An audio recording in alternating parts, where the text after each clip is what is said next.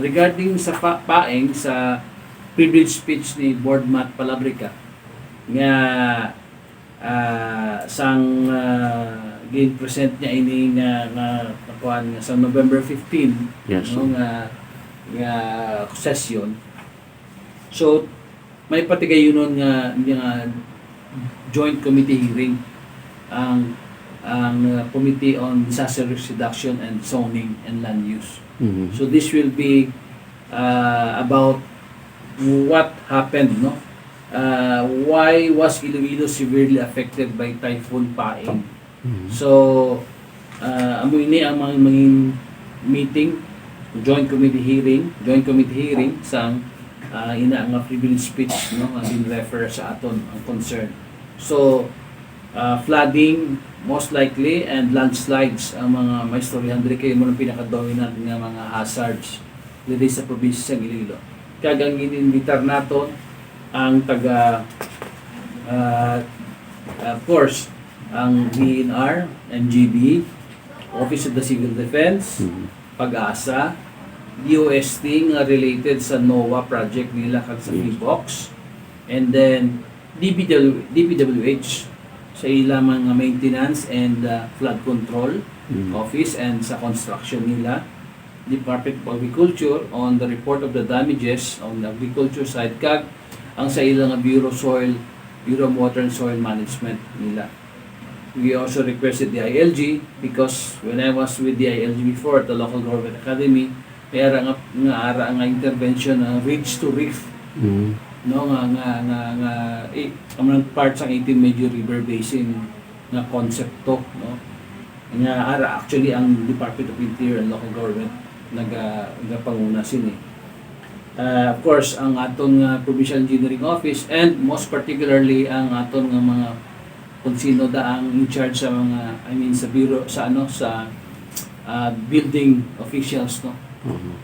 Kay na-present ako dito nga slide nga video to natabo sa Busay, Cebu City. Mhm.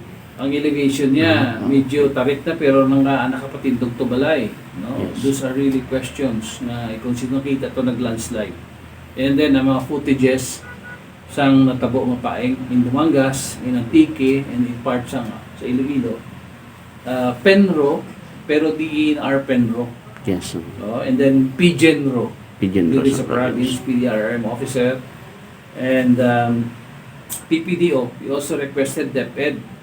Kaya may mga report diri nga kadamo-damo sa mga schools na nagkalaguba. And then ang taga DSUD, Department of Human Settlements and Urban Development, Mhm. NHA, nag-invite natin. Kay, again, ako, Bert Kapati, for example, may pondo ang DepEd mo sa school building. Karon, siyempre, may allocation sa kabarangay, sa kalugar. Pero, identify din nga flood prone. Usually, kung pabayaan mo lang ang DPWH Unitic, amo man lang kontrata namon, i-construct nila sa duta. Mhm. Pero, tani, consider ini, na i-elevate. Yes. I would like to share what I did also in Dumangas. When I was mayor, nga ako identified nga area nga flood prone, kag mabutang ang DepEd through public works, even DSWD sa ilang mga daycare. Ang area, ginamon nga, ang project dapat i-elevate above flood level line. Masilin sila may problema, kulang, wala na sa budget, pabulig ang banwa.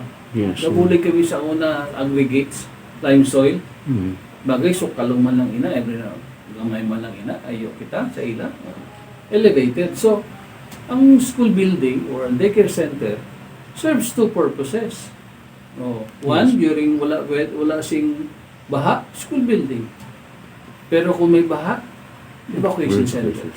Kaya being the chair of the committee of being the chairman sa local school board, ang ako pagida nga ginabutangan pundo, butangan sa restroom, CR, kag water system. So, ang evacuation center mo is viable Mhm. para sa tao.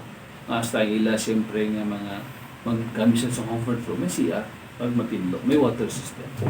So, isa ini sa mga nakita ko nga kag dapat siguro uniform or isa lang ang model sang mapa sa pag-overlay mo sa CLUP, sa imong disaster management map, plan, and all of these things. So dapat isa lang para parehas uniform ang mga banwa.